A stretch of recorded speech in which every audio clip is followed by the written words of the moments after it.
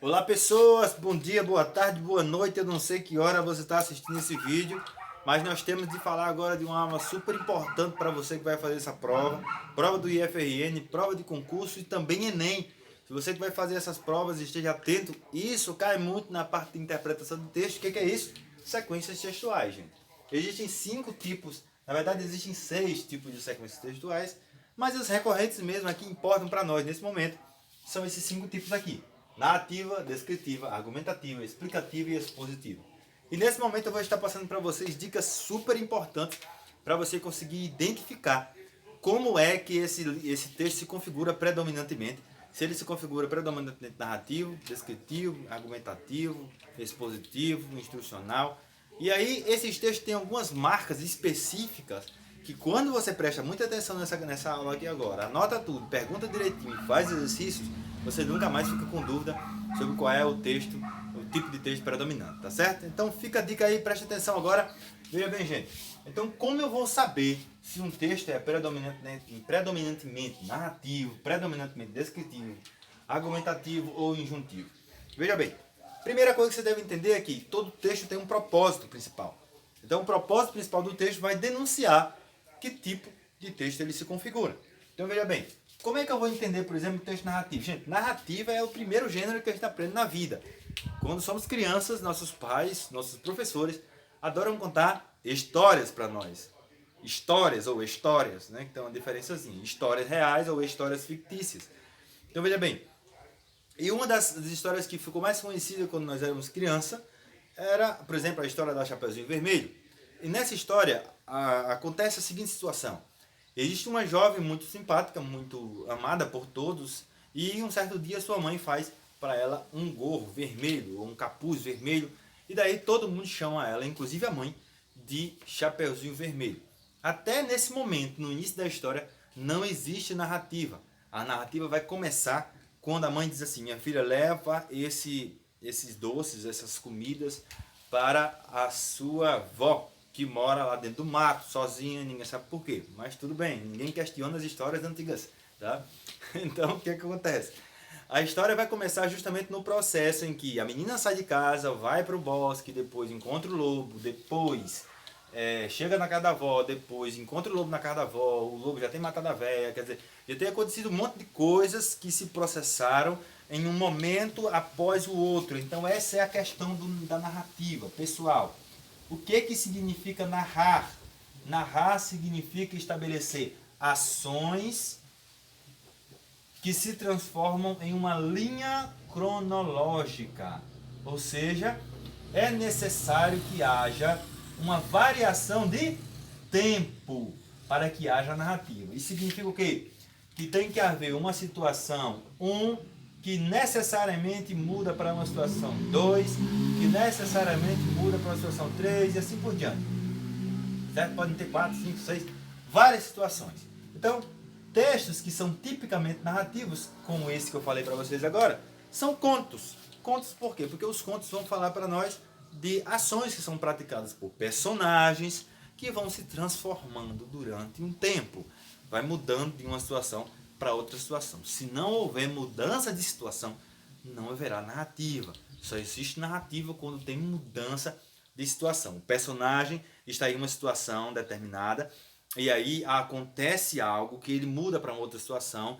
Nesse momento, quando acontecem as mudanças de situação, nós chamamos de conflito da narrativa. Ações e reações da narrativa, que vai configurando o enredo de uma narrativa. O enredo é o quê? O conjunto de atitudes, de ações, de reações que o personagem vai tecendo durante a sua história, tá certo? Entendido aí? Não há narrativa se não houver mudança de situação, tá? Então, por exemplo, se eu digo para você, cheguei a uma casa e abri a porta era uma porta larga, uma porta ampla, feita de madeira, uma porta marrom.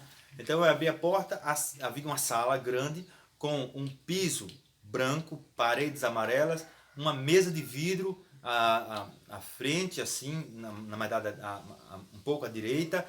Havia um sofá, uma televisão, 2 pessoas sentadas assistindo TV e uma outra pessoa sentada à mesa lendo um livro. O que eu estou fazendo? Eu fiz uma narrativa para vocês agora, o que vocês acham? Não, eu não fiz uma narrativa. Por quê? Porque é apenas uma situação. Eu cheguei, e vi a sala, vi as pessoas sentadas lendo um livro, outras assistindo televisão. É uma cena que existe um certo movimento, mas não existe mudança de situação. Mas vocês observaram o que eu falei. A porta era de madeira, a porta era grande, larga, a porta era marrom, as paredes eram amarelas, as pessoas estavam sentadas lendo um livro, a mesa era de vidro. Então, o que são essas palavras que eu falei aí? Amarela, grande, marrom, de vidro, tá? Sentadas. São palavras que têm ideia de adjetivo, que dão ideia de características e às vezes de estado, tá bom? Então, essas palavras que são adjetivas, elas estão marcando um tipo específico do texto, que é o texto 2, a forma descritiva. Qual é o objetivo de um texto descritivo? Um texto descritivo, ele tem um objetivo de descrever, obviamente. O que é descrever, então? Vamos traduzir a palavra descrever. Descrever é formar uma imagem na sua mente. Percebeu que você formou uma imagem na mente quando você ouviu a história da mesa de vidro, da parede amarela, da sala com piso branco? Então você formou uma imagem na sua mente? Percebeu que não havia situação, mudança de situação dos personagens? Então nesse caso, o que está acontecendo? É apenas uma cena descritiva. É uma cena, mas não está havendo mudança de tempo. Não existe linha cronológica em um texto tipicamente descritivo. Tá? Numa das provas que nós fizemos, havia uma proposta de redação que pedia para fazer uma carta descritiva. Então, se você ia fazer uma carta descritiva, você ia usar principalmente algo chamado adjetivação. Então, eu vou fazer o quê? Descrever qualquer coisa, qualquer situação, qualquer lugar que eu vou descrever, eu tenho que usar adjetivação. Se eu quiser, por exemplo, descrever esse lápis aqui, ó, esse marcador, eu tenho que dizer as características dele. Se você não estivesse vendo esse lápis, eu diria, eu tenho um lápis na mão, minha mão está aqui fechada. Esse lápis é médio, ele não é muito grande, também não é muito pequeno. É um lápis vermelho, com tampa vermelha, e ele também tem uma parte prateada, com letrinhas avermelhadas ao redor dele. Então você percebe que você consegue formar a imagem mental, mesmo sem eu mostrar para você apenas pelos adjetivos que eu usei. Olha só, vermelho, tampa vermelha, prateado, com letras vermelhas ao redor, não é muito grande, também não é muito pequeno, tá? Arredondado, são características que eu dou. Então, textos descritivos são textos que a predominância dele é a descrição, marcado pela adjetivação, que vão formar na sua mente uma imagem de um lugar, de uma pessoa, de uma coisa, tá bom? Vamos lá, passando para outro tipo de texto. Esse tipo de texto é que nós mais trabalhamos em sala de aula, que é o tipo de texto argumentativo. Em alguns lugares vão dizer texto dissertativo, tá? Texto dissertativo e argumentativo. O que é um texto argumentativo? Um texto argumentativo, ele tem um propósito. Todos esses azulzinhos aqui é o propósito. O propósito narrativa narrar, o propósito de descritiva é descrever, ou seja, formar uma imagem na sua mente. E o texto argumentativo não é narrar e nem muito menos descrever. O texto argumentativo é defender. Defender uma ideia. É argumentar para que você seja convencido de que a ideia que eu estou lançando é uma ideia verdadeira, cabível, que você deve acreditar nisso que eu estou falando, tá bom? Então veja bem, quando eu faço um texto argumentativo, eu estou defendendo uma ideia. Por exemplo, se eu digo que influenciadores digitais podem manipular sua mente, é o tema que nós vamos falar hoje à tarde, né, na live. É bom você participar lá da live, tá certo? 3 horas da tarde estamos falando sobre influenciadores digitais. Se eu digo, por exemplo, que influenciadores digitais podem estar manipulando a forma como você pensa e a forma como você age, sem que você perceba isso, você vai pensar, nossa, como isso pode acontecer? E aí eu vou colocar dados ou exemplos ou lógica, pensamentos que eu vou usar para que você seja convencido de que os influenciadores digitais estão realmente influenciando e moldando a forma como você está vendo. Por exemplo, eu posso falar da capacidade que eles têm de fazer você comprar coisas que você não precisa, de fazer você aderir a um determinado grupo que você antes nem pensava em ter, de você usar um tipo de roupa ou um tipo de cabelo que você não usava, mas porque você vê tantos influenciadores que são divertidos, que são aparentemente muito felizes, e aí você busca essa felicidade e inconscientemente você termina imitando esses influenciadores e aí você termina sendo convencido por eles e fazendo aquilo que eles fazem. Desta maneira, os influenciadores podem moldar a sua mentalidade. Olha aí, o que eu estou fazendo, gente? Eu estou falando, isso não necessariamente significa que é verdade, é apenas uma argumentação. Então, a argumentação é um jogo de pensamentos em que você dialoga com a pessoa que você está tentando convencer, de maneira que você jogue no pensamento dela ideias com lógica, com sentido, de que ela adquira aquele pensamento como sendo verdadeiro e seja convencida por você. Isso é um texto típico argumentativo. Se ele tem o objetivo de defender uma ideia, de convencer você de fazer alguma coisa, ou de acreditar em alguma coisa, de comprar alguma coisa, aí eu estou falando de um texto dissertativo argumentativo.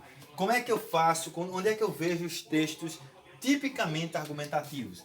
Os nossos lindos artigos de opinião têm o objetivo de convencer você de alguma coisa. E com isso eu mostro dados, exemplos, estatísticas, argumentos de autoridade, várias maneiras possíveis, tá bom? Vamos então para o propósito do texto explicativo para saber qual é a função dele. Gente, o texto explicativo ou expositivo, ele tem uma função. Qual é a função do texto explicativo ou expositivo? É trazer uma informação que você não tem. Não é uma informação do tipo notícia. Às vezes uma notícia pode ser expositiva. Então, uma informação que você não tem.